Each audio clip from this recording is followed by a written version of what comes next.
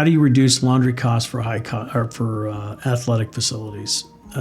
We've done a lot of professional sports teams. We've done a lot of college sports teams as well as high school sports teams.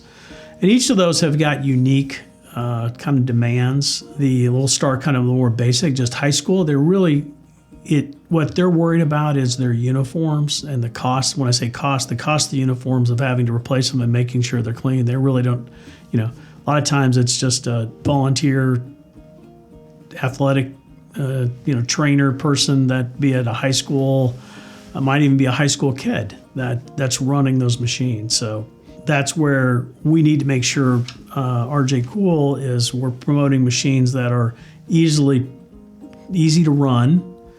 They're fully programmable, and we can make sure we build a formula for them that is we're not going to be abusive to those uniforms, because they are very expensive and they need to make them work, last for season after season after season.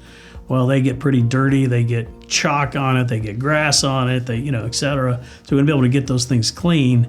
So building, again, the right formulas to do that with the right chemistry, but also have it like when it says, uniforms, they just press the button that says uniforms on it. If it's rags or towels, they hit a button that says towels on it, so they know it's very easy to use. As you move up in the scale and you start, getting into, say, the NFL or professional soccer, now we're also worried about health of the athletes, right?